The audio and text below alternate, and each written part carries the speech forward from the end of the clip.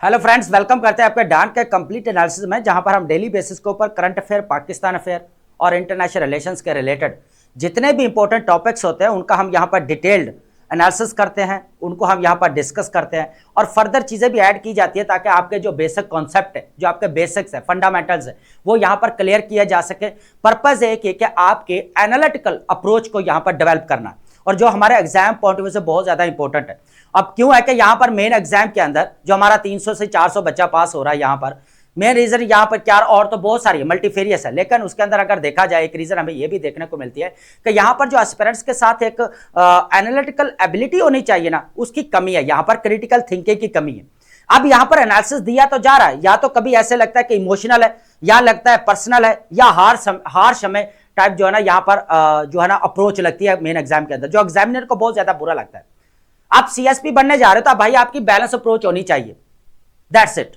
आपकी balance approach होनी चाहिए और सॉल्यूशन बेस्ड आपका जो है ना वो डिसीजन मेकिंग होनी चाहिए, ठीक है। ये नहीं है कि आप इधर उधर की मार के बस जान छुड़ा के चले जाए, तो फिर मार्क्स भी कम आते हैं, है ना। तो फिर उसका रिजल्ट क्या आता है, मार्क्स कम आते हैं। पास तो कर लेते हैं, फिर एलोकेशन कंप्रोमाइज हो जाती है ना। ये चीज मैं बार बार बड़ी क्लैरिटी के साथ बोल रहा हूं कि मेन एग्जाम के अंदर आपकी एनालिटिकल अप्रोच, और वो भी बैलेंस अप्रोच लेकर चलनी है, वो बहुत ज्यादा इंपॉर्टेंट है। अब हमारे यहां पर आर्टिकल्स, ओपिनियंस समटाइम बहुत ज्यादा क्रिटिसिज्म होता है, हार्श क्रिटिसिज्म होता है, लेकिन हम उनको हार्श क्रिटिसिज्म को क्या करते हैं, कन्वर्ट करते हैं बैलेंस अप्रोच के साथ, है ना। क्योंकि हम एग्जाम ओरिएंटेड यहां पर डिस्कशन करते हैं, हमें किसी को यहां पर वो नहीं है कि हमने जो है किसी को क्रिटिसाइज करना है, न्यूज देने, नहीं। हमारा जो ना एग्जाम पॉइंट ऑफ व्यू से हमने एग्जाम ओरिएंटेड यहां पर डिस्कशन करनी है, एनालिसिस होना चाहिए, ताकि हम सीएसपी अगर बनने जा रहे हैं तो भाई हमारी अप्रोच जो होनी चाहिए ना, वो वन साइडेड नहीं होनी चाहिए, दोनों साइड देखने पड़ेंगे हमें, है ना। यह चीज मैं बार बार क्लियर करता हूं आपको, ठीक है।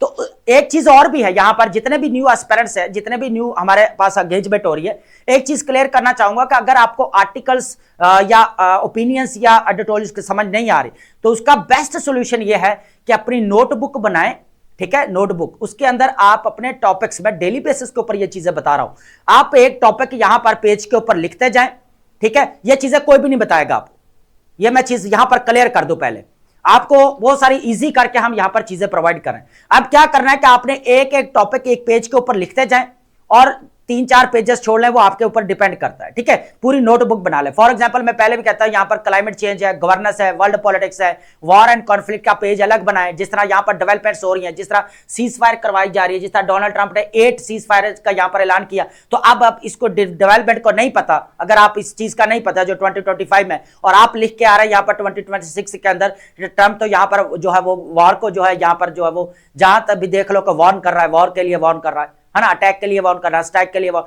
जबकि आपको 25 वाली जो है डेवलपमेंट का नहीं पता, है ना। तो ये बोलता हूं कि आपको डेली बेसिस को। अब एक मैं चीज और क्लियर करना चाहूंगा कि यहां पर आपका 2026 बहुत ज्यादा इंपॉर्टेंट होने वाला है, क्योंकि इसके अंदर जो न्यू डेवलपमेंट्स होने वाली है दोस्तों, नेशनल लेवल के ऊपर, ग्लोबल लेवल के ऊपर, हमारा रीजनल लेवल के ऊपर, जिस तरह वर्ल्ड पॉलिटिक्स के अंदर चेंज आएगा, जिस तरह इंटरनेशनल वर्ल्ड ऑर्डर चेंज किया जा रहा है या हो रहा है, इसके ऊपर मेरी अलग सीरीज चल रही है। पाकिस्तान अफेयर, करंट अफेयर और इंटरनेशनल रिलेशंस को लेकर यहां पर डिटेल डिस्कशन ऑलरेडी मेरी चल रही है वहां पर, है ना, दूसरे हमारी जो यहां पर प्ले लिस्ट है, ठीक है। तो आप अपने टॉपिक्स, अपने बेसिक वहां पर भी क्लियर कर सकते हैं, ठीक है। तो अब डान के अंदर फिर क्या है कि आप अपने टॉपिक्स जितने भी वो सेग्रीगेट करके रखें, और डेली बेसिस के ऊपर मैं यहां पर बता देता हूं कि ये चीजें टॉपिक हमारा इकोनॉमी के रिलेटेड है, वर्ल्ड पॉलिटिक्स के रिलेटेड है, गवर्नेंस के रिलेटेड है। तो आप वो नीचे स्टेटमेंट्स ऐड करते जाएं, चाहे नेगेटिव है चाहे पॉजिटिव है, आप न्यू डेवलपमेंट्स लाजमी ऐड करते जाएं, जो बाद में आपको भागना पड़ता है ना, अब यहां पर वो मैगजीन पकड़ लो, वो जर्नल पकड़ लो, यहां से कवर हो जाएगा, वहां से फिर कवर तो हो जाता है लेकिन नंबर थोड़े आते हैं, फिर आपका ना मार्क्स कम आते हैं। आप सीएसएस को पास करना बड़ी गेम नहीं है, अब एलोकेशन लेना सबसे बड़ी गेम है। तो एलोकेशन आपकी कंप्रोमाइज हो सकती है, तो इसलिए आपको एक एक चीज के बारे में क्लैरिटी होना जरूरी है। रियलिस्टिक अप्रोच के साथ प्रिपरेशन करें, अपने आप को धोखा मत दे, है ना। तो ये चीज मैं पहले क्लियर कर रहा हूं। तो आप अपने जितने भी न्यू स्टूडेंट्स आ रहे हैं मैं क्लियर कर रहा हूं।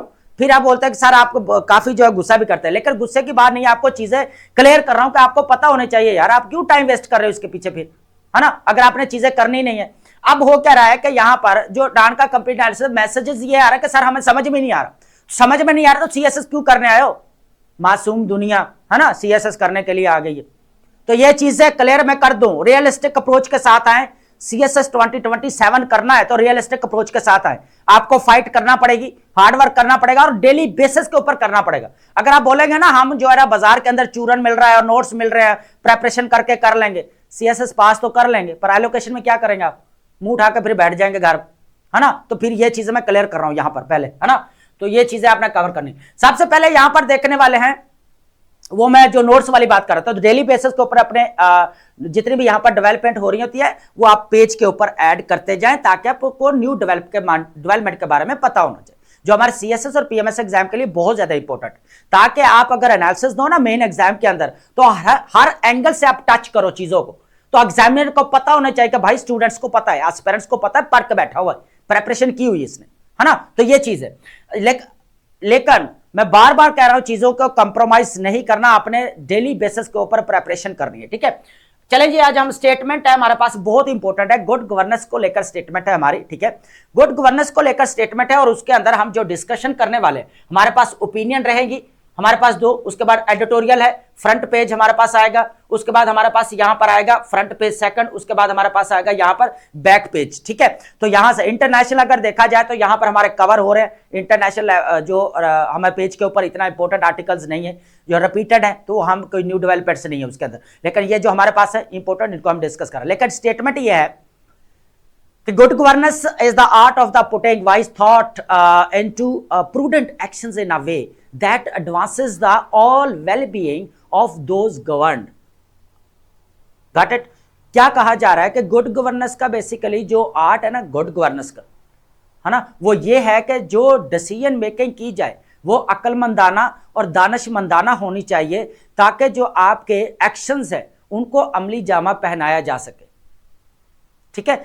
जो आपके डिसीजन मेकिंग की है ना उसको क्या किया जा सके, यहां पर जो है फुलफिल किया जाए, ठीक है। और वो उससे फिर क्या होगा कि जिसके ऊपर रूल किया जा रहा है, जो आपके सिटीजन्स है, पब्लिक्स है, उनकी वेल बीइंग हो सके और socio economic and political prosperity को यहां पर इंश्योर करवाया जा सके।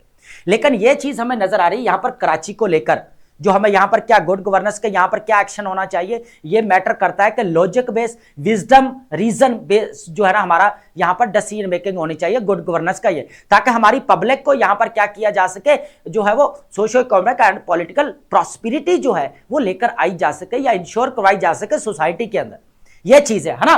तो सबसे पहले हमारे पास क्या रहने वाली है, कराची कॉगमायर, जो अभी कराची जो 1960 के अंदर यहां पर कैपिटल को शिफ्ट किया गया इस्लामाबाद के अंदर एडमिनिस्ट्रेशन की वजह से, यहां पर और भी मल्टीफेरियस रीजंस है, हम चीजों को मिक्स नहीं करेंगे। उसके बाद क्या है कि थोड़ा टच दे रहा हूं हिस्टोरिकल, है ना। फिर यहां पर क्या है कि 1980s के अंदर क्या होता है, सेक्टेरियनिज्म हमें देखने को मिलता है, यहां पर एस्केलेशन होती है। यही सिटी जो आपका कराची लाइट्स ऑफ सिटी भी जिसको बोला जाता है ना, रोशनियों का शहर, आज क्या बन गया यहां पर, है ना, ये चीज है। तो यहां पर देखने वाले हैं कि डिसीजन मेकिंग क्या, इसको बोला जा रहा है कि आप जो है ना फेडरल के अंडर जो है कराची को लेने की बात की जा रही है, लेकिन यह कोई सोल्यूशन नहीं है ना, जो प्रोविंसेस के अंदर है ना। 47 यहां पर सीट्स बनती हैं प्रोविंशियल असेंबली के अंदर कराची से सिर्फ जस्ट लोगों, है ना। तो यहां पर मैं पूरी यहां पर कोशिश करूंगा आपका बेसिक क्लियर करूं कि इसका सोल्यूशन क्या है। जो प्रोविंस कहता है हमारे अंडर रहना चाहिए, फेडरल कहता है हमारे अंडर रहना चाहिए, तो कॉन्स्टिट्यूशनली अगर देखा जाए तो क्या हाल है इसका, इस चीज को यहां पर देखेंगे। उसके बाद है एडिक्टेड टू बोरिंग, यहां पर बात की जा रही है कि जो हमें यहां पर नशे की लत लग चुकी है ना, यहां पर बार बार IMF के पास जाना, लेकर आना, देखो मजबूरी है यहां पर जाना, लेकिन हमें एडिक्शन हो चुकी है अब नशे को। जो डिस्क्लेमर दे रहा हूं, वैसे हम जनरल एनालिसिस कर रहे हैं जो इसमें डिस्कस किया गया, ये चीज एग्जांपल के तौर पर इसमें डिस्कस की गई है ओपिनियन के अंदर, ठीक है। अब एक जो शख्स यहां पर नशा करता है ना, ड्रग्स लेता है, तो अब उसका क्या होता है कि उसको आदत इतनी हो जाती है कि और ज्यादा उसको तलब होती है, और ज्यादा यहां पर तलब होती है ना। जो मिकदार वो डेली बेसिस के ऊपर ले रहा है वो तलब बहुत ज्यादा होती है, तो इससे नुकसान होता है ना, यहां पर नुकसान होता है। तो पाकिस्तान में हमें अगर देखा जाए तो बेल आउट प्रोग्राम जिस तरह हम ले रहे हैं ना, तो हमारी रिक्वायरमेंट और ज्यादा बढ़ रही है, और ज्यादा बढ़ रही है कि और ज्यादा मिले हमें। लेकिन लास्ट टाइम जो है यहां पर इस्लामाबाद के अंदर मीटिंग कंडक्ट की गई और बहुत अच्छी मीटिंग की गई कि यहां पर जो है हम ऑल्टरनेटिव देखें IMF से, भाई हमें prime minister of Pakistan Shehbaz Sharif साहब, पूरी मीटिंग यहां पर जो है कंडक्ट की जाती है इस्लामाबाद के अंदर, ठीक है। उसके अंदर बोला जाता है कि भाई जो है ना यहां पर अब IMF से पीछे हटना पड़ेगा, इनकी डिसीजन मेकिंग अच्छी और अच्छी, ये जो अच्छा पॉइंट है वो अच्छी डिस्कशन है हमारी कि क्या हुआ कि यहां पर लिया गया कि भाई IMF से कैसे दूर रहा जाए, अब इसके हमें हटना पड़ेगा पीछे, क्योंकि इकोनॉमिक स्टेबलाइजेशन से गुजारा नहीं होगा, इकोनॉमिक ग्रोथ को लेकर आना ये इंपॉर्टेंट है यहां पर चीज, है ना। तो फिर क्या ऑल्टरनेटिव देखा गया कि आपकी एक्सपोर्ट ओरिएंटेड जो है ग्रोथ होनी चाहिए। क्या होनी चाहिए? Export oriented. भाई आप एक्सपोर्ट बढ़ाने के लिए पीछे प्रोडक्शन होनी चाहिए, प्रोडक्शन बढ़ानी है तो इंडस्ट्री का चलना जरूरी है यहां पर, है ना। अब इंडस्ट्री चलने के लिए क्या होगा इंपॉर्टेंट कि आपके जो यहां पर जितने भी एनर्जी क्राइसिस चल रहा है उसको रिड्यूस करना पड़ेगा, कर्टेल करना पड़ेगा, है ना। Are you getting my point ना। तो फिर क्या होगा कि अब ये आर्टिकल है फ्रंट पेज पे, लेकिन हमने पिक नहीं किया, उसमें 4 पीस को कुछ कम किया गया एनर्जी प्राइसेस के, लेकिन इसको अंदर कवर कर लेंगे हम, इशू नहीं है ना। बहुत सारी चीजें जो हम इसके अंदर वैसे डिस्कस कर लेंगे, है ना। तो यहां पर ये चीज है। उसके बाद थर्ड नंबर पर आएगा स्टांस और ईरान। अब डेली बेसिस के ऊपर हम ये चीजें देख रहे हैं कि स्टांस ले रहा है पाकिस्तान जो है ना, यहां पर जो है ना use of force against any state, ये इस चीज को एक्सेप्ट नहीं करता। ये पाकिस्तान की फॉरेन पॉलिसी भी है। आप बाबा जी को यहां पर पढ़ के देखें ना, फाउंडर ऑफ जो यहां पर हमारे है founding father of Pakistan Mohammad Ali Jinnah, उन्होंने भी यही कहा कि हम अग्रेशन बिहेवियर किसी के स्टेट के खिलाफ वो हम एक्सेप्ट नहीं करेंगे, है ना। ये चीज है। उसके बाद हमारे पास आएगा Iran rules out defence curb aimed at mediation sorry, है ना, मेडिटेशन नहीं मेडिएशन, मेडिएटर रोल प्ले कर। अब टर्की यहां पर आया है, टर्की कह रहा है कि हम यहां पर जो है मैं as a mediator role play करते हैं। उसकी रीजन क्या है? अब मिडिल पावर्स देखे, ये टर्की मिडिल पावर्स है, मिडिल पावर्स देखे पॉलिटिकल लीडरशिप में अपना कैसे जो है अपना रोल प्ले करते हैं। हालांकि रिसेंटली इन्होंने क्या किया, अफगानिस्तान और पाकिस्तान के दरमियान में as a mediator role play किया टर्की ने, ठीक है। अब क्या कर रहा है कि वॉशिंगटन और तेहरान के दरमियान में as a mediator role play कर रहा है। लेकिन देखना यह है कि ईरान का क्या स्टांस है, यह इंपॉर्टेंट चीज है यहां पर, ठीक है। उसके बाद रहेगा हमारे पास केपी के और सेंट्रल केपी गवर्नमेंट, और जो हमारे यहां पर न्यू प्रोविंसेस की धाड़ मार लगी हुई ना, न्यू प्रोविंसेस बनाओ न्यू बढ़ाओ, भाई जो 4 है वो तो संभल नहीं रहे, उनके दरमियान में ट्रुथ एंड रिकंसिलिएशन होनी चाहिए, एक पेज के ऊपर आना जरूरी है हमारा, क्योंकि पाकिस्तान मल्टी पार्टी सिस्टम है। अगर न्यू प्रोविंसेस बनाते हो तो हर प्रोविंस के अंदर एक पॉलिटिकल पार्टी बैठ के अपना ही गवर्नमेंट चलाई जाएगी, उसको जब 1 पेज के ऊपर आने का बोला जाएगा तो नहीं आएगी। ब्लेम किसके ऊपर लगेगा? सेंटर प्रोविंसेस के ऊपर ब्लेम लगाएंगे, प्रोविंसेस सेंटर के ऊपर ब्लेम लगाएगा, है ना। तो अब यह चीज हमें यहां पर केपी गवर्नमेंट और फेडरल के दरमियान में देखने को मिल रही है कि इन लोगों को यहां पर एक पेज के ऊपर आना चाहिए। जिस तरह दुनिया के अंदर डायनामिक यहां पर कह ले के सॉरी रीजनल यहां पर या ग्लोबल चेंजेस आ रही है ना, तो हमें जिस तरह वर्ल्ड ऑर्डर चेंज किया जा रहा है, तो हमें अब इन चीजों से निकलकर आना पड़ेगा, आगे एक पेज के ऊपर आना पड़ेगा। इंपॉर्टेंट इज दैट, है ना। तो अब ये केपीके के अंदर जो हो रहा है, तिरा ऑपरेशन को लेकर डिस्कशन की जा रही है, यहां पर पूरी ब्लेम गेम चल रही है, और यह नहीं होनी चाहिए। क्लैरिटी, है ना। ये टोटली जो है इनको एक पेज के ऊपर आना चाहिए, चीजों को डील करना चाहिए। ऑलरेडी अगर देखा जाए ना तो ऑपरेशन, मिलिट्री ऑपरेशन किए जा रहे हैं, और जिस तरह पाकिस्तान को टेररिज्म का सामना तो करना पड़ेंगे भाई, ये जरूरी है नेशनल इंटरेस्ट के लिए, है ना। सॉवरेनिटी का बहुत बड़ा थ्रेट है, उसको प्रोटेक्ट करने के लिए मिलिट्री ऑपरेशन जरूरी है। अब लेकिन यहां पर कुछ और चीज है, यहां पर बोला जा रहा है इंटेलिजेंस बेस्ड ऑपरेशन चल रहा है ना। यहां पर क्या हो रहा है कि यहां पर टेररिज्म, देखिए इससे पहले हमें देख रहे हो राह निजात, राह रास्त, यहां पर शेर दिल, उसके बाद जरबे अजब, जरबे इस्तेहकाम, ठीक है। इस तरह का हमारे पास जो है यहां पर जो है ऑपरेशन किए गए। साउथ वजीरिस्तान अच्छा आपका सवात है यहां पर, ठीक है, मालाकांड है, उसके बाद यहां पर बजोड़ है। तो ये सारे के अंदर क्या किया गया, यहां पर जो है ऑपरेशन किए गए मिलिट्री, है ना। उस वक्त यहां पर वो कहा जा रहा है कि यहां पर इश्यूज नहीं हुए, क्लैश इशू नहीं आया यहां पर प्रोविंस और सेंटर के दरमियान। भाई नेशनल इंटरेस्ट की बात है, सॉवरेनिटी की बात है, आपकी स्टेट की सॉवरेनिटी की बात है, तो एक पेज के ऊपर आना। अब ये सारी डिबेट है ना जो ये चल रही है, इसीलिए बोल रहा है कि good governance is the art of the putting wise thought into a prudent actions in a way that advances of the well being of those governed, ठीक है। इस चीज को यहां पर देखना पड़ेगा, ये इंपॉर्टेंट चीज। इसीलिए ये हमारे पास गुड गवर्नेंस के लिए क्या रहेगा, कराची ओपिनियन रहेगी, एडिक्टेड हमारे पास ओपिनियन रहेगी, और सेंटर केपी के, यही फ्रंट पेज के ऊपर पहली हेडलाइन इसकी है। इतना इंपॉर्टेंट टॉपिक है अभी। उसके बाद है यहां पर 6 नंबर पर Starmer reject Trump warning to pursue closer ties with Beijing. यहां पर ट्रंप की तरफ से जो इनको धमकाया जा रहा है, देखिए हो क्या रहा है यहां पर सारी गेम डेली बेसिस के ऊपर भी देख रहे हैं हम, हो क्या रहा है कि जो यूरोपियन कंट्रीज है ना, उन्होंने पहले तो बर्दाश्त किया, हालांकि कोल्ड वार का इरा चला, यूएसए ने बचाया उनको, हर जगह से उनको प्रोटेक्ट किया। अब यूके की जो पार्टी है ना, ये लेबर पार्टी है और ये लेफ्ट है, और ये जो हमें राइट नजर आती है ट्रंप वाली पार्टी, अब इनका जो है ना थोड़ा और पॉइंट ऑफ व्यू। अब हो क्या रहा है कि जो ट्रंप की पॉलिसीज हमें देखने को मिली, न्यू ईरा ऑफ प्रोटेक्शनिज्म है, उसके बाद रिवाइवल ऑफ हम कह सकते हैं colonialism, imperialism, regional expansion, hegemony, regional hegemony, ठीक है, डोमिनेंस पावर, है ना, एज रीजनल लेवल, है ना। उसके बाद America first, make America great again, है ना, ये चीजें। अब ये सारी चीजें, जब टैरिफ वॉर, है ना, अब टैरिफ वॉर, ट्रेड वॉर, अब ये सारी चीजें यूरोपियन कंट्रीज को लगी बुरी। यूरोपियन कंट्रीज ने क्या किया भाई यहां पर कि जो है आप चाइना की तरफ रुख कर लिया। जो पहले चाइना के कंपेटिटर थे, चाइना को चैलेंज कर रहे थे, अब उनके दरम्यान में क्या हुआ, यहाँ पर केयर स्टारमर 8 साल के बाद जो है यहाँ पर क्या करते हैं, चाइना के अंदर कर लेते हैं भाई चाइना सेकंड लार्जेस्ट इकोनॉमी है, चाइना को हम पीछे नहीं छोड़ सकते, चाइना के साथ चलना पड़ेगा।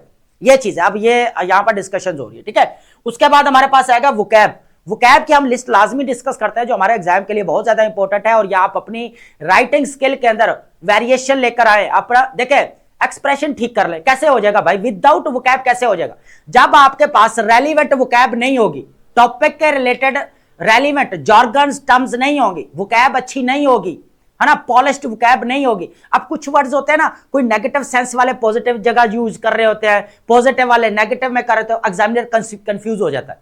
तो यहां पर एक्सप्रेशन कैसे ठीक होगा, डिस्कोर्स ऑफ राइटिंग कैसे ठीक होगा, आप ये बताएं। जो आप बात करते हैं कोहेरेंस कोहेजन की बात करते हैं, मेटोनमी की बात करेंगे, कैसे ठीक होगा भाई, ठीक हो ही नहीं सकता, लिख के ले लें आप। एक्सप्रेशन विदाउट वोकैब के, और वोकैब भी आपकी जो है पॉलिश्ड रेलिवेंट टर्म्स जॉर्गन्स जितने भी आप यूज कर रहे हैं, और पॉलिश्ड होने चाहिए। पॉजिटिव जगह पे पॉजिटिव वर्ड्स, नेगेटिव जगह पे नेगेटिव वर्ड्स यूज करें। अब एस्केलेशन वर्ड है, एस्केलेशन को कभी भी आप पॉजिटिव सेंस में यूज नहीं कर सकते। Are you getting my point. अब प्रोलिफरेशन है, प्रोलिफरेशन को आप इकोनॉमी के साथ अटैच नहीं कर सकते। प्रोलिफरेशन अक्सर जो यूज हो रहा है वो न्यूक्लियर के साथ हो रहा है, वर्ड उसका अटैचमेंट है ना। तो अब यहां पर क्या हो रहा है कि ये चीजें यहां पर इंपॉर्टेंट है, बच्चे समझ नहीं पाते। यहां पर वोकैब जी धाड़ माड़ अंधेवा वोकैब लिखने की जरूरत नहीं है, वोकैब रेलिवेंट हो लेकिन पॉलिश्ड हो, वोकैब अच्छी हो, है ना, ताकि एग्जामिनर को आप अपना एक तो आइडिया क्लियर कर सके।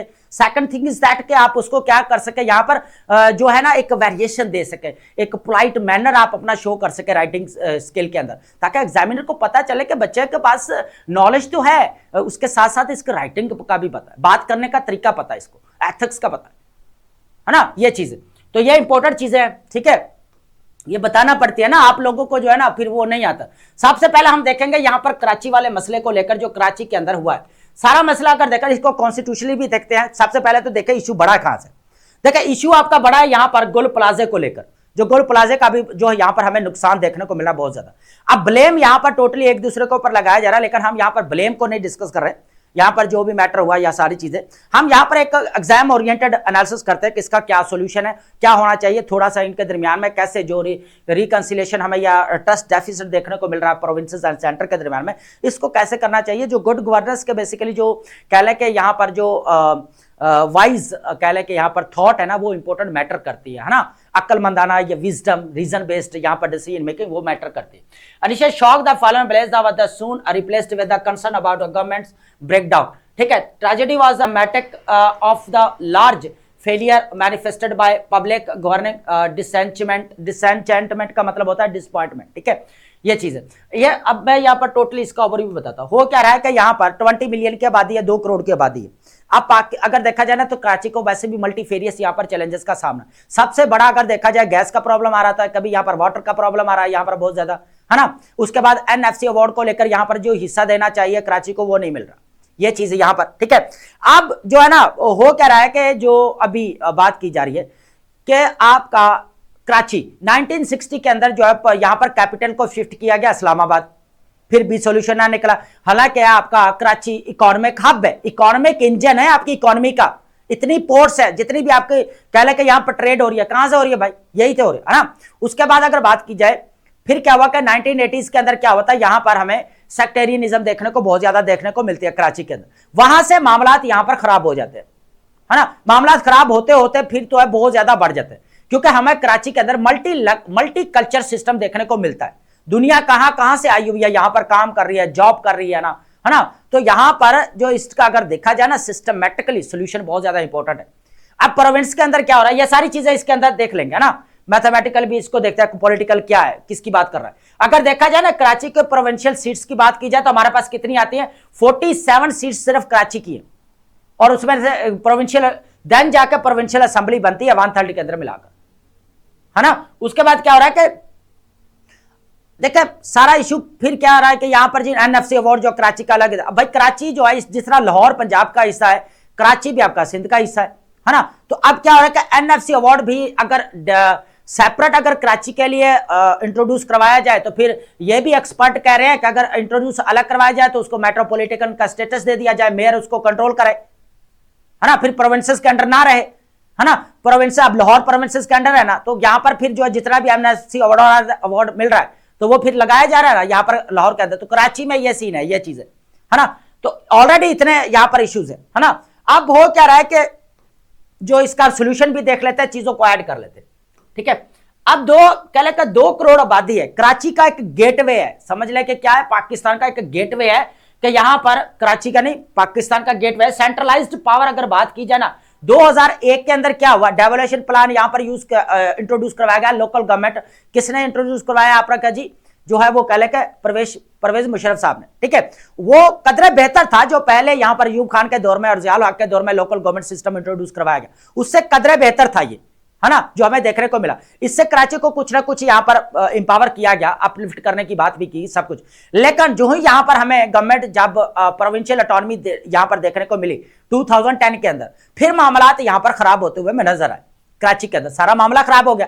फिर यहां पर जो है वो बड़े ऑपरेशंस भी चले, सारी चीजें भी चली, यहां पर बड़े हालात यहां पर खराब, हमें जो लाइट्स ऑफ सिटी कहलाया जाता था कभी, वो फिर यहां पर हमें प्रॉब्लम देखने को मिले।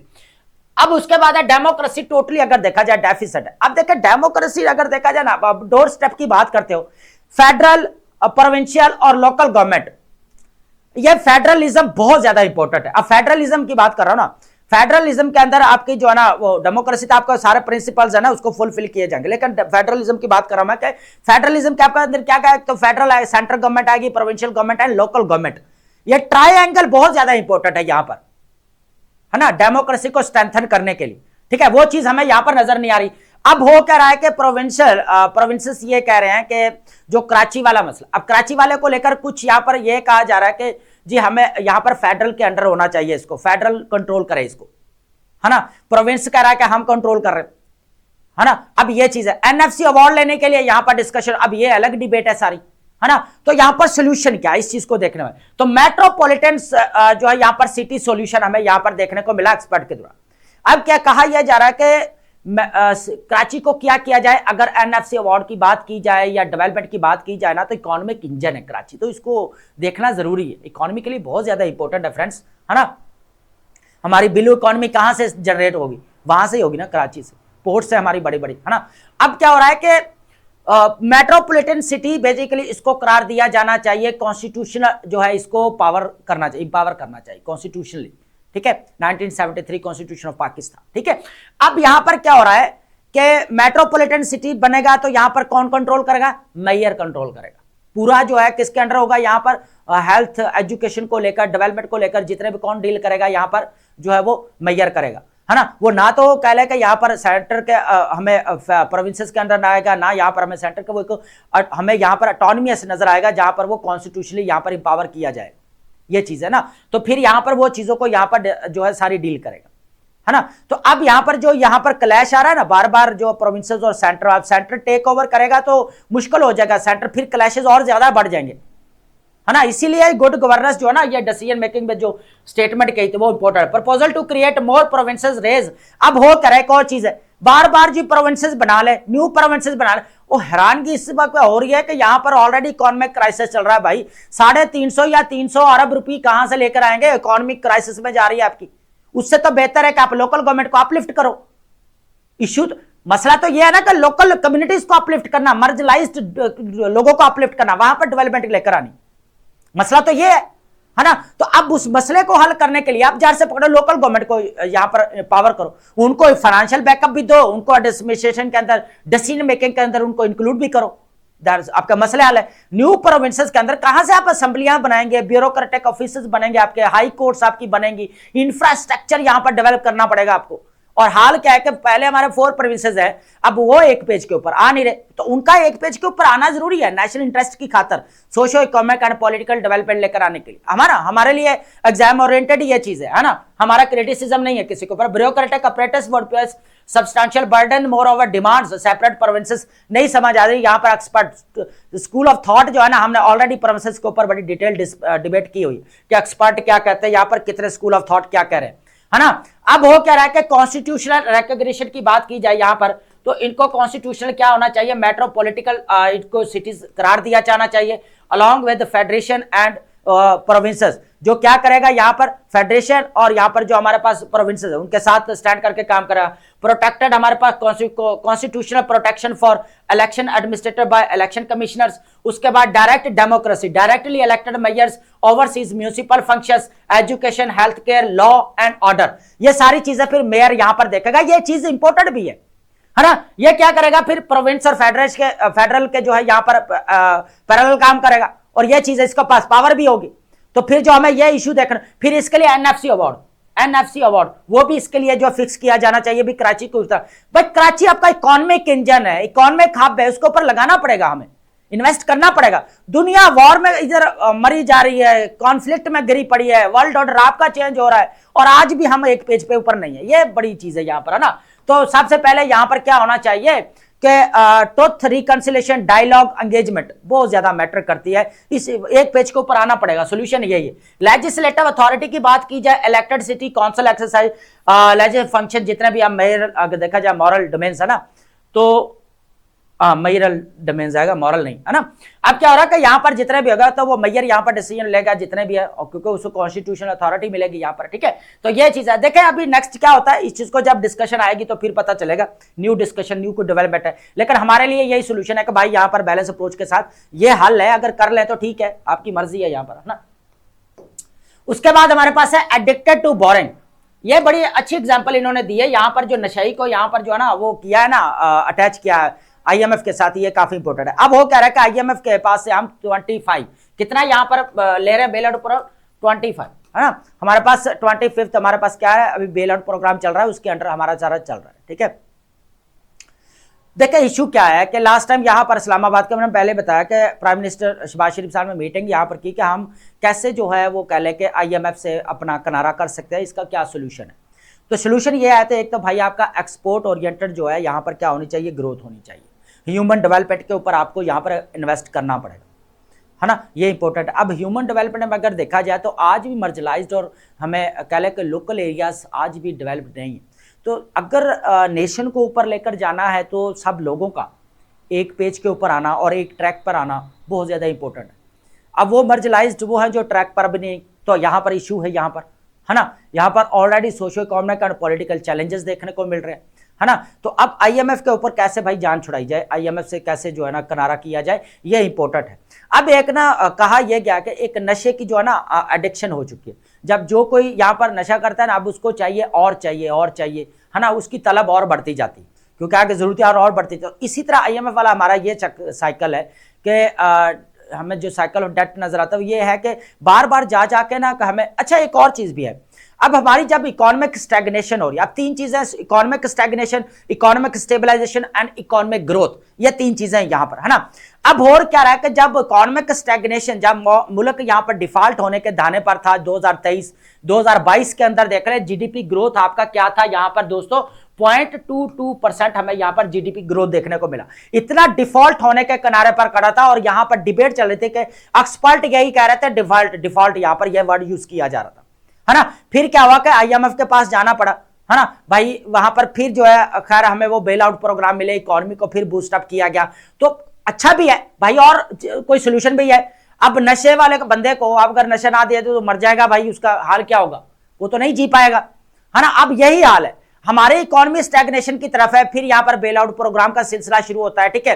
तो फिर क्या होता है कि इकोनॉमी स्टेबलाइज कर जाती है ना, इन्फ्लेशन आपकी कम हो जाती है, लेकिन अनएम्प्लॉयमेंट रेट फिर भी आपका बढ़ रहा है, इकोनॉमिक ग्रोथ आपकी नहीं बढ़ रही, इशू फिर भी वहां के वहीं खड़े, है ना। फिर ये सारी चीजें सामने रखते हो, फिर यहाँ पर जी जो है ना मलिया लोधी साहब, इशरत हुसैन साहब, अब एक यहाँ पर यही इनके सजेशंस है। एक तो स्ट्रक्चरल रिफॉर्म्स होने चाहिए, ठीक है। उसके बाद यहाँ पर वर्ल्ड बैंक ने पहले भी कहा था कि भाई आपके 10 जो एग्रीमेंट ऐसे जो बिल्कुल सुपरफिशियल है उनको दोबारा रिस्ट्रक्चर करना पड़ेगा आपको, है ना। उन्होंने बड़ा क्लैरिटी के साथ कहा। फिर क्या हुआ कि यहाँ पर एग्जाम ओरिएंटेड अब बात की जा रही है कि जी एक्सपोर्ट बढ़ाए, है ना, बाईलैटरल रिलेशन बढ़ाने का बहुत अच्छी बात है, लेकिन आप दूसरों के मार्केट को अपने मुल्क के अंदर एक्सेस दे रहे हो ना, वो भी तो आपको दे रहे, तो आपकी प्रोडक्शन कहाँ है जो उसके वहां पर जाएंगे और बिकेंगे और रेवेन्यू को जनरेट होगा। इंडस्ट्री आपकी बंद हुई पड़ी है यहाँ पर, फॉरेन जितने भी एफडीआई कंपनी वाले फॉरेन कंपनियां वो आपकी बाहर जा रही हैं, ऊपर जा रही है। करीम देख ले, टेलीनॉर देख ले, आपकी यामा पाकिस्तान वो देख ले, है ना, सारे छोड़ के तो बाहर जा रहे हैं भाई, है ना। शेल देख ले आपका, है ना। तो अब यहां पर देखा जाए तो ये सारी चीजें फिर इकोनॉमी यहां पर क्राइसिस हमें देखने को मिल रहा है। बूम बस्ट साइकिल आपको देखने को मिल रहा है। सर्कुलर डेट देख ले कि आपका 1.6 ट्रिलियन रुपीस पे स्टैंड कर रहा है ना। उसके बाद पब्लिक डेट देख ले कि आपका 78,000 जो हमें यहां पर देख रहे ट्रिलियन देखने को मिल रहा है ना।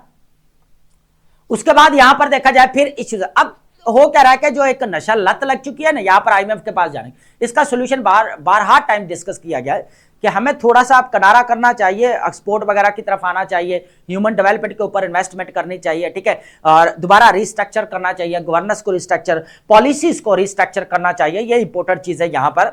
तो पहले भी मैं कहता हूं कि poor countries are poor not because of their geography and culture or because their leadership don't know which policies will enrich their citizens। ये इंपॉर्टेंट चीज है यहां पर, है ना।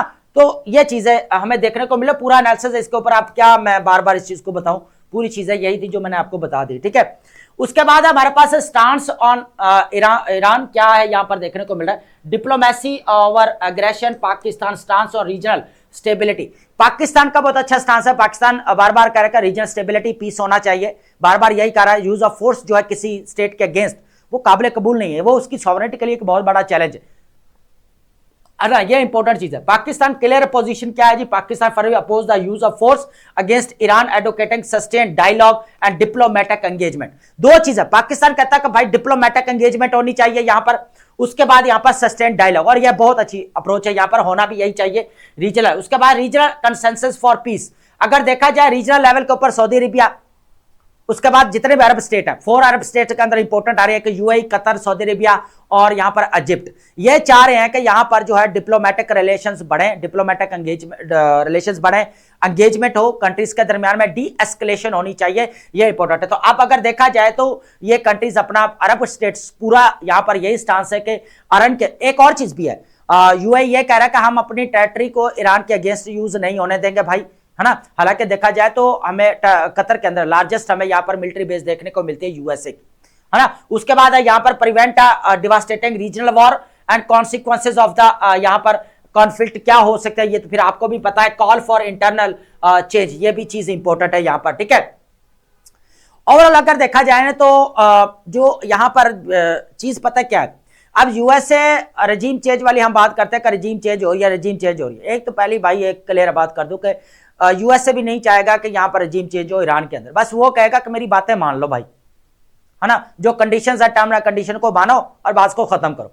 वेनेजुएला के अंदर यहां पर क्या क्या पूरी दुनिया का धाड़ धाड़ होगी कि यहां पर रजीम चेंज हो रही है भाई। एक आपकी पॉलिटिकल कह ले कि यहां पर गवर्नमेंट को गिराने से आपकी रजीम चेंज नहीं होती, पूरा पॉलिटिकल सिस्टम आपको चेंज करना पड़ेगा भाई, है ना। तो फिर क्या हुआ कि वेनेजुएला के अंदर क्या हो रहा है, यहां पर वेनेजुएला का निकोलस मदुरो को पिक कर लिया गया भाई, पिक नहीं अरेस्ट कर लिया गया, है ना, उठा लिया गया भाई घर से। अब क्या हुआ कि यहां पर अभी भी सोशलिज्म चल रहा है, वहां पर उनकी जो वाइस प्रेसिडेंट थी वो यहां पर अभी डील कर रही है सारी, है ना, सोशलिज्म। अब क्या हो रहा है कि ईरान के अंदर वो क्या कर रहा है कि जितना ब्लॉकेट किया जा रहा है, वेनेजुएला को भी इस तरह ब्लॉकेट किया गया, एक्सपोर्ट इंपोर्ट बंद किया गया, इसी तरह पूरा घेरा यहां पर डाला जाए।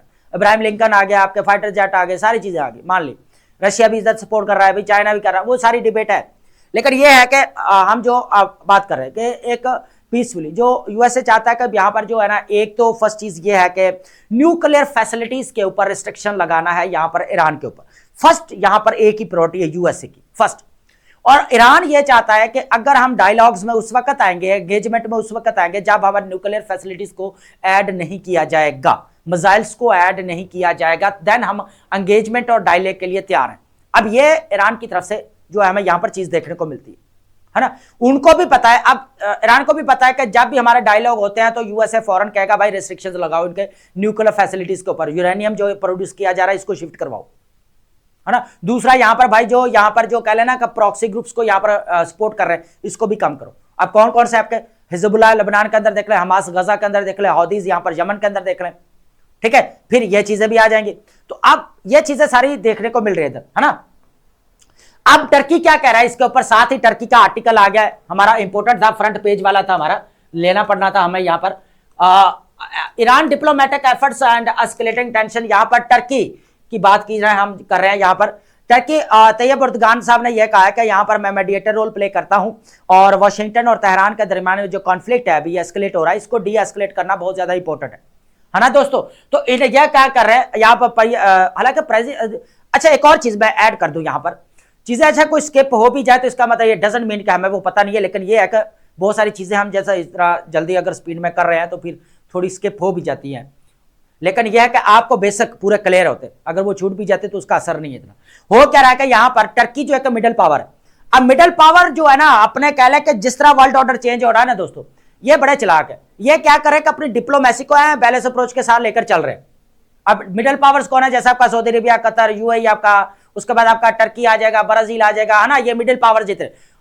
और मिडिल पावर सबसे ज्यादा ट्रेडिशनल पावर कौन है यहाँ पर, कनाडा और ऑस्ट्रेलिया। और जो कि आज तक ऑस्ट्रेलिया का देख लो किसी का कोई पंगा नहीं है भाई, बैलेंस डिप्लोमेसी बैलेंस एक्ट लेकर चल रहे हैं, ग्लोबल पावर्स के साथ भी रिलेशन बिल्ड किया हुआ है और यहाँ पर डिसीजन मेकिंग में अपना इक्वली जो है यहाँ पर रोल प्ले कर रहे हैं। तैयब एर्दोगान देख लें यहाँ पर वाशिंगटन और तेहरान के मामले में as a mediator role play कर रहा है, कितनी बड़ी बात है यहाँ पर, है ना। सऊदी अरेबिया, अब ये मिडिल पावर्स है, मिडिल पावर्स जो है ना यहाँ पर अपना रोल प्ले। और ये Canadian prime minister Mark Carney ने अभी जो है वर्ल्ड इकोनॉमिक फोरम की जो स्विट्जरलैंड के अंदर मीटिंग होती है उसके अंदर वो क्या कहता है कि मिडिल पावर्स को यहाँ पर फ्रंट पेज पे आना पड़ेगा। जो इंस्टीट्यूशंस के अंदर वैक्यूम यहाँ पर क्रिएट हुआ ना, उसको फुलफिल कौन करेगा, यहाँ पर मिडिल पावर्स करेंगे। तो टर्की यहाँ पर क्या कर रहा है कि टर्की कह रहा है भाई इनकी सुलह कराओ, ये तो मामला बड़ा खराब है ना। और मामला ये भी, इसके पीछे में ग्रेटर इजराइल भी नजर आ रहा है, सारी चीजें भी नजर आ रहा है। अगर ईरान के ऊपर कुछ होता है तो बाकी सारे प्रॉब्लम है, इश्यूज क्रिएट है ना। तो इससे क्या होगा कि यहां पर क्या करना पड़ेगा, टर्की बोल रहा है कि यहां पर मैंने, अब ट्रंप भी यहां पर थोड़े से उनके भी यहां पर हमें वार्निंग वगैरह थोड़ी सी काम डाउन है, वो भी कहते हैं कि यहां पर ईरान मुज़ाकरात करना चाहता है, निगोशिएशन करना, तो टॉक्स। अब उनकी बातें क्या सामने आ रही है, भाई न्यूक्लियर फैसिलिटीज के ऊपर कंट्रोल करो अपना, ये नहीं चाहिए, है ना, यही चीज है उनकी, यही। अब तो ट्रंप अगर शिफ्ट है यूएस से, ट्रंप सॉफ्ट एंड थ्रेट्स। अब यहां पर काम क्या है, जहां पर रजीम चेंज वाला लेक्चर मेरा जाके सुना, मैंने पहले चीजें क्लियर करूं कि ऐसा हो ही नहीं सकता। ये ईरान रेड लाइंस अगर देखा जाए, ईरान बार बार कह रहा है कि भाई आप जो धमकियां दे रहे हैं, धमकियों का काम नहीं चलेगा, है ना, हम यहां पर रिटेलिएट करने के लिए रेडी हैं। उसको भी पता है, उसको भी पता है कि जो है ना ये यूएसए ये हरकत नहीं करेगा कि यहां पर करे और ये प्रेशराइज किया जा रहा है, उसको भी पता है।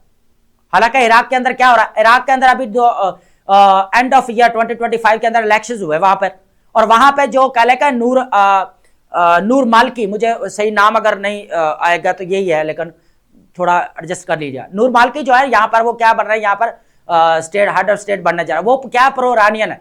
अब यूएसए का प्रेशर क्या है भाई इराक के ऊपर, भाई प्रो ईरानियन को यहाँ पर निकालो। ये क्या कर रहे हैं इधर, वो नूर मालिकी को लेकर वो अब उधर भी यहाँ पर काफी प्रेशर बिल्ड किया जा रहा है ना, ये चीज है। उसके बाद है इंटरनेशनल प्रेशर की बात की जाए, अब जो है यहां पर यूरोपीय यूनियन क्या स्टेटमेंट्स दे रहे हैं, यहां पर देखें, हाँ, यूरोपीय यूनियन एक तरफ ना तो यूएसए की सपोर्ट कर रहे हैं और ना ईरान की कर रहे हैं। ईरान के कह रहे हैं कि भाई न्यूक्लियर फैसिलिटीज के ऊपर इनको जो है बैन करो, यहां पर रोकना पड़ेगा इनको, और ना ये कह रहे हैं कि यूएसए को बोला कि आप अटैक करो, भाई ये चीज भी है ना। तो ये अब दोनों तरफ से यहां पर प्रॉब्लम्स है, लेकिन रशिया और चाइना ये बार बार यही चीज कर रहे हैं, यहां पर बैक सपोर्ट कर रहे हैं या और चीज है, वो एक अलग डिबेट है ना, वो आपको भी पता है, सबको पता है ना। अब क्या है कि यहां पर जो चीज ये डिस्कस की जा रही है, बेसिकली यूरोपीय यूनियन का स्टांस यही है कि एक तो न्यूक्लियर फैसिलिटीज के ऊपर वो भी क्लियर है भाई, न्यूक्लियर फैसिलिटी के ऊपर बैन है, दूसरा इसको रोको, और दूसरा यहाँ पर क्या करो, यूएसए को ये भी नहीं बोल रहा कि अटैक करो, क्योंकि यूएसए के साथ आप बन रही उनको पता है कि भाई बन नहीं रही, तो फिर रिजल्ट हमारे सामने है। Free trade agreement 20 years pending में रख के अभी साइन कर लिया भाग के, फिर चाइना के साथ मार्क कार्नी भी आ गया और केयर स्टारमर भी आ गया, और यूएसए कहता भाई मेरे सानों का बदलाव झुकाओ आप, है ना। ये सारी चीजें यहां पर फिर हमें देखने को मिलती है दोस्तों, है ना, ये चीज है। अब ये अगर टोटली देखा जाए ना, एक अच्छी बात है कि Turkey, Arab state, Saudi Arabia, Qatar and Pakistan, and उसके अंदर अगर देखा जाए Turkey as a mediator role, ये यही चाहते हैं कि रीजनल स्टेबिलिटी हो, रीजनल पीस हो, डी एस्केलेशन हो यहां पर, ठीक है, ये सारी चीजें यहां पर फोकस है और ये होनी भी चाहिए पूरे, क्योंकि रीजनल एंड ग्लोबल लेवल के ऊपर अगर पीस एंड सिक्योरिटी को इंश्योर करवाना है तो ये करना पड़ेगा यहां पर, ठीक है, ये चीज है। अब बात करेंगे यहां पर केयर स्टारमर, जो अभी यहां पर इनके दरमियान में हमें डील होते हुए नजर आती है ना, किसके दरमियान में, बेसिकली हमें यहां पर चाइना और यहां पर ब्रिटिश प्राइम मिनिस्टर, हमें यहां पर केयर स्टारमर देखने को मिलते हैं। उन्होंने अभी जो ये हम अभी कल ही तो हमने डिस्कस किया कि डिप्लोमेटिक टाई इनके दरमियान में देखने को मिल रहा है। अब इसके ऊपर 5% भाई कम किया गया, एक तो ये है। एक चीज और है, मैंने ना एक और लेक्चर आपके लिए एक आ रहा है, बहुत इंपॉर्टेंट है, एंड ऑफ टैरिफ वॉर्स। जिस तरह ग्लोबल पावर शिफ्ट हो रही है, क्या इससे एंड ऑफ टैरिफ वॉर हो रही है?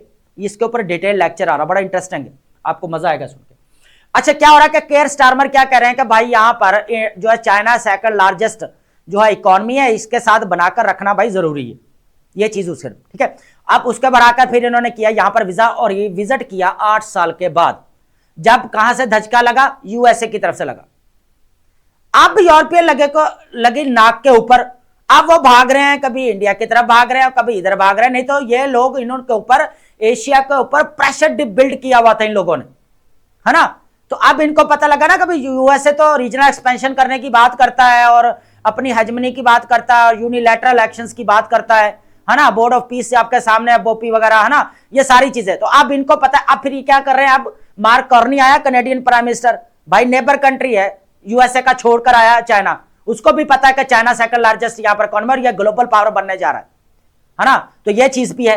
उसके बाद यहां पर देखा जाए केयर स्टारमर डिप्लोमेटिक अगर रिलेशंस की बात की जाए तो 5% हमें यहां पर किधर गया? 5% जो है यहां पर विस्की के ऊपर जो है यहां पर टैरिफ कम करने की बात की गई है, चाइना करेगा। और यहां पर जो ब्रिटिश ड्रग मेकर है, जो यहां पर हमें कोविड-19 एस्ट्राजेनेका जो हमें यहां पर नजर आती है, एस्ट्राजेनेका कोविड-19 के अंदर, तो उसके अंदर $15 बिलियन जो है इन्होंने 2030 तक कमाने की बात की थी यहां पर, है ना। हाँ ठीक है। अब यहां पर क्या हो रहा है कि स्ट्रेटेजिक एंगेजमेंट की बात की जाए तो अब यहां पर जितने भी यूरोपियन कंट्री है वो चाहते हैं स्ट्रेटेजिक ऑटोनॉमी, वो नहीं चाहते कि आप यूएसए हमारे ऊपर प्रेशर बिल्ड करे, हमें यहां पर आजादी चाहिए भाई, स्ट्रेटेजिक ऑटोनॉमी चाहिए, हम अपने रिलेशन बिल्ड करना चाहते हैं। अब क्या किया चाइना के, ये बात चल रही है कि वीजा फ्री कर दिया भाई 1 मंथ के लिए, जितने ब्रिटिश आएंगे 1 मंथ के लिए वीजा फ्री। एक और चीज है यहां पर, है ना। अब क्या है ना कि जो लेकिन केयर स्टारमर क्या ईरान के ऊपर स्टेटमेंट लेकर क्या कि ये कह रहे हैं कि भाई ये जो है ना ईरान के ऊपर जो है ना न्यूक्लियर जो है ना फैसिलिटीज के ऊपर रिस्ट्रिक्शन होनी चाहिए, एक चीज तो ये। लेकिन दूसरा साथ में वो ये भी कह रहा है कि जितना भी ईरान के अंदर हो रहा है ये भी ठीक नहीं है। उसके बाद ये भी कह रहा है, ये भी सपोर्ट नहीं कर रहा है कि यूएसए को अटैक करना चाहिए, ये भी सपोर्ट नहीं कर रहा। अब यहां पर अगर यूरोपीय यूनियन अगर इसको सपोर्ट करता है ना कि यहां पर अटैक करो, जिस तरह वेनेजुएला के ऊपर किया गया यूनिलैटरल एक्शन लेते हुए, तो यूरोपीय यूनियन कभी भी नहीं करा। उसको पता है अगर आज इनके ऊपर कर लिया तो कल भाई हमें ऊपर कर लेगा, जिस तरह ग्रीनलैंड का हमारे सामने है केस, हमारे घर में घुस आएगा ये, है ना। तो ग्रीनलैंड वाला मामला उसको, अब 3 चीजें यहां पर देखने को मिलेगी, वेनेजुएला, ईरान और ग्रीनलैंड। यूरोपीय यूनियन को तीनों चीजें सामने है। तो अब यूरोपीय यूनियन फेवर नहीं देंगे यहां पर, जो नजर नहीं आती अकॉर्डिंग टू एक्सपर्ट, है ना। ये चीजें है जी यहां पर पॉलिटिकल डिस्कशन, सारी चीजें यहां पर हमने केयर स्टारमर वाली सारी चीजें, ये ऑलरेडी हम इसके ऊपर काफी डिस्कशन कर चुके हैं ऑलरेडी हमारे पास आज ही। अब क्या हो रहा है कि हमारे पास सेंटर एंड केपी के गवर्नमेंट की बात की जाए यहां पर, तो एक चीज है यहां पर जो है ना जो ऑपरेशन तिरा की बात की जा रही है, इसको यहां पर डिस्कस करना इंपॉर्टेंट रहेगा। अब ऑपरेशन तिरा को ऑलरेडी मैं काफी चीजें यहां पर बता दी हैं यहां पर। तो ये ऑपरेशन बेसिकली ना यहां पर बोला यह जा रहा है कि इंटेलिजेंस बेस्ड ऑपरेशन है और यहां पर जो है मिलिटेंट्स ग्रुप्स हैं, तो उनको यहां पर क्लियर करना जरूरी है, ये चीज है। अब इसके लिए फंडिंग भी काफी दी गई है यहां पर, जो ऑलरेडी सर्दी इतनी पड़ रही है यहां पर, स्नो फॉलिंग हो रही है यहां पर, ठीक है। तो अब देखा जाए तो जो ऑपरेशन है वो मिलिट्री ऑपरेशन नहीं बोला जा रहा बड़े, और यहां पर जो कह रहे हैं, जो प्रोविंस कह रही है कि ये 232 आर्टिकल के अकॉर्डिंग अगर देखा जाए प्रोविंशियल और फेडरल लेवल के ऊपर पार्लियामेंट का डिबेट होने के बाद फिर जो है यहां पर इजाजत दी जाती है मिलिट्री ऑपरेशन की। लेकिन वो कहता है कि ये मिलिट्री ऑपरेशन नहीं है, ये इंटेलिजेंस बेस्ड ऑपरेशन है, ठीक है। चीजों को यहां पर जो एक्सपर्ट है, और ये जो इंटीरियर मिनिस्टर है पाकिस्तान के हमारे ख्वाजा साहब, वो कहते हैं कि आर्टिकल 245 यहां पर जो है ना वो कह ले के इजाजत देता है इस चीज की कि हम जो है वो इंटेलिजेंस बेस्ड जो है ऑपरेशन यहां पर कंटिन्यू कर सकते हैं। कोर्ट डायरेक्टर यहां पर ये एक चल रहा है यहां पर टोटली अगर देखा जाए तो अब प्रोविंसेस, अब दोनों कंट्रीज के दरमियान में डिबेट चल रही है, कराची और क्या है कि फेडरल और प्रोविंसेस के दरमियान में ना केपी के प्रोविंस की बात कर रहा हूं, दोनों एक दूसरे के ऊपर ब्लेम चीज चल रही है। तो इनको एक पेज के ऊपर आना पड़ेगा, वो बस सोल्यूशन हमारे पास यही है, अब और क्या चीजें ऐड करें, और आपको भी पता है, सबको पता है फिर चीजें, है ना। तो हम ये करेंगे तो हमारे पास बैलेंस अप्रोच होनी चाहिए। यहाँ पर प्रोविंस और सेंटर को एक पेज के ऊपर आना चाहिए ताकि जितने भी है ना इश्यूज है उनको टैकल किया जा सके। अब यहाँ पर 4 अरब जो यहाँ पर कह ले 4 अरब रुपए की यहाँ पर आमदाद हुई है वो डिवाइड करना चाहिए। अब 10,000 फैमिलीज है तो 2.5 लाख रुपए एक फैमिली को जो है बोला गया है, तो ये भी एक अच्छी चीज है, अच्छा स्टेप है, दिया जाना चाहिए, लेकिन दिया जाना चाहिए है ना। सारी चीजें यह कि प्रैक्टिकली होनी चाहिए। बात तो वही है ना कि गुड गवर्नेंस जो मैंने पहले क्लियर कर दिया था है ना। तो गुड गवर्नेंस अच्छी वही है कि जो आपके डिसीजन मेकिंग ये तो अच्छी होनी चाहिए और उसको जो है अमली पैजामा पहनाया जा सके, ठीक है, ताकि वो क्या कर सके यहाँ पर लोगों की वेल बीइंग हो सके उससे, ठीक है। ये चीज है यहाँ पर।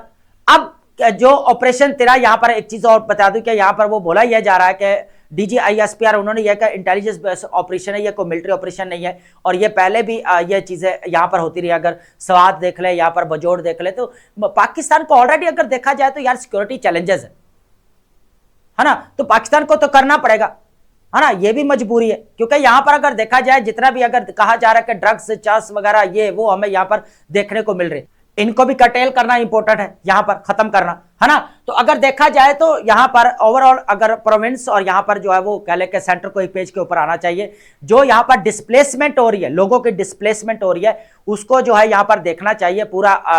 जो यहाँ पर प्रोविंशियल जो डिजास्टर मैनेजमेंट है उसको कवर करना चाहिए। नेशनल डिजास्टर मैनेजमेंट की यहाँ पर कोऑपरेशन होना चाहिए इनके दरमियान में, ये बेस्ट यहाँ पर सोल्यूशन रहेगा, ठीक है। ये चीज ये कंट्रोवर्शियल है, इसके ऊपर हम जो है ज्यादा नहीं जा रहे, लेकिन ये है कि हम एग्जाम ओरिएंटेड जो है चीजों को देख रहे हैं, ठीक है। तो सबसे पहले जो हमारे पास वर्ड्स रहेगा यहाँ पर इंपोर्टेंट वर्ड्स है हमारे यहाँ पर, ठीक है। तो जो सबसे पहले वर्ड हमारे पास क्या रहने वाला है यहाँ पर, कंकामिटेंट। कंकामिटेंट का मतलब होता है यहाँ पर अकरिंग टुगेदर, एक साथ जो है ना वो नमूदार होना, ठीक है, साथ साथ होने वाला, कंपनी पाई कह सकते हैं, एसोसिएटेड कह सकते हैं। जैरीमैंडरिंग, जब भी आपके इलेक्शंस की बात होती है तो जैरीमैंडरिंग जो है बहुत ज्यादा इंपॉर्टेंट वर्ड है हमारे पास। Manipulating electoral boundaries for advantages, ठीक है, मैनिपुलेट किया जाता है। जो यहाँ पर हमें यहाँ पर पॉपुलिज्म देखने को मिल रही है ना, जो हम यहाँ पर पॉपुलिस्ट जो यहाँ पर नारा बुलंद करते हैं, तो ये सारी चीज वो है कि किस तरह जो है यहाँ पर मैनिपुलेशन की जाती है वोट बैंक को बढ़ाने के लिए। उसके बाद मैनिपुलेशन या रिडिस्ट्रक्टिंग, ठीक है। उसके बाद हमारे पास आएगा कॉगमायर। कॉगमायर को बेसिकली बोला जाता है जो कॉम्प्लेक्स सिचुएशन होती है, जिस तरह पाकिस्तान की अभी है यहाँ पर, उसको बोला जाता है डिफिकल्ट सिचुएशन बोल सकते हैं आप यहाँ पर। उसके बाद है प्रीडेकमेंट। प्रीडेकमेंट हमारे पास रहेगा डायलेमा और प्रीडेकमेंट और कॉगमायर, ये हम ऑलरेडी राइटिंग स्किल के अंदर यूज कर रहे हैं, लेकिन हमारे पास जो प्रीडेकमेंट वर्ड रहेगा ना, प्रीडेकमेंट इंपॉर्टेंट वर्ड रहेगा, आप इसकी वेरिएशन लेकर आए लाजमी राइटिंग स्किल के अंदर, प्रीडेकमेंट, ठीक है। डायलेमा तो ऑलरेडी आपको पता है। डिसएंचेंटमेंट का मतलब होता है यहाँ पर फीलिंग ऑफ डिसअपॉइंटमेंट। डिसएंचेंटमेंट का मतलब क्या था, डिसअपॉइंटमेंट को बोला जाता है, ठीक है। मायूसी, डिसअल्यूजनमेंट या डिसकंटेंट हम इसको बोल सकते हैं, ठीक है। स्करेज, स्करेज का मतलब होता है कॉज ऑफ ग्रेट सफरिंग, ठीक है, क्या बनना यहाँ पर, अजाब या आफत की वजह बनना बहुत ज्यादा, प्लेग या कर्स बोल सकते हैं, ठीक है। उसके बाद नेक्स्ट हमारे पास ये वर्ड रहेगा रिकैलिस्टेंस। रिकैलिस्टेंस का मतलब होता है रेजिस्टेंस टू अथॉरिटी और कंट्रोल, ना फरमाने या जिद को बोला जाता है डेफियांस, ठीक है। ऑब्स्टिनेसी, ऑब्स्टिनेसी और डेफियांस ये दोनों इंपॉर्टेंट वर्ड है हमारे पास। रिकैलिस्टेंस, रिकैलिस्टेंस हमारे पास बहुत ज्यादा इंपॉर्टेंट, रिकैलिस्टेंस, डिसएंचेंटमेंट, उसके बाद जैरीमैंडर एंड कंकामिटेंट। कंकामिटेंट बहुत ज्यादा इंपॉर्टेंट वर्ड है हमारा, ठीक है। उसके बाद सिनोनिमस, आपको ऑलरेडी पता है कि सेम मीनिंग को बोला जाता है, इक्विवेलेंट या सिमिलर मीनिंग को बोलते हैं, ठीक है। डिलापिडेटेड इंपॉर्टेंट है। डिलापिडेटेड मतलब होता है डिवास्टेटेड, खस्ता हाल, तबाहकुन हाल होता है, डीके की हालत में होना, ठीक है। रियूंड या रमशक्ल हम बोल सकते हैं इसको, ठीक है। उसके बाद हमारे पास वर्ड रहेगा एमिलियोरेट। एमिलियोरेट ऑलरेडी हम राइटिंग स्किल के अंदर यूज करते हैं, जिसका मतलब होता है इंप्रूव करना, ठीक है, बेहतर करना, ठीक है। उसके बाद हमारा एलैक्रिटी, हम दोबारा रिपीट हो रहा है यहाँ पर, ईगरनेस या क्विकनेस, फुर्ती या ईगरनेस को बोल सकते हैं यहाँ पर। एक्सट्रिकेट, एक्सट्रिकेट हमारे पास वर्ब है। एक्सट्रिकेशन, एक्सट्रिकेट से बनता है एक्सट्रिकेशन, ठीक है, टू फ्री फ्रॉम डिफिकल्टी, ठीक है, रिहाई दिलाना, अजाब से बच जाना, ठीक है, फ्री हो जाना। उसके बाद हमारे पास प्रोफ्लिगेसी। प्रोफ्लिगेसी का मतलब होता है रैकलेस या स्पेंडिंग, ठीक है, फजूल या वेस्टफुलनेस, एक्सट्रावेगेंस बोल सकते हैं इसको। प्रोफ्लिगेसी किसको बोल सकते हैं, एक्सट्रावेगेंस। एक्सट्रावेगेंस का मतलब ये होता है कि फजूल खर्ची, है ना, इसको बोल सकते हैं ना। उसके बाद है ग्रॉटेस्क। ग्रॉटेस्क का मतलब होता है यहाँ पर डिसॉल्टेड और अगली को बोला जाता है भयानक, बिजार या हिडियस को बोला जाता है ना। उसके बाद है रिपैट्रिएशन। रिपैट्रिएशन, ग्रॉटेस्क, प्रोफ्लिगेसी और हमारे पास डिलैपिडेटेड। उसके बाद हमारे पास आएगा रिकैलिस्टेंस हमारे पास, ठीक है। रिटर्न टू वन, रेपट्रेशन का मतलब होता है वतन वापसी आ जाना, ठीक है। रेपट्रिएशन का मतलब होता है वतन वापसी आ जाना। ठीक है, तो आई होप आपने वो कैप अंडरस्टैंड की होगी and thank you so much.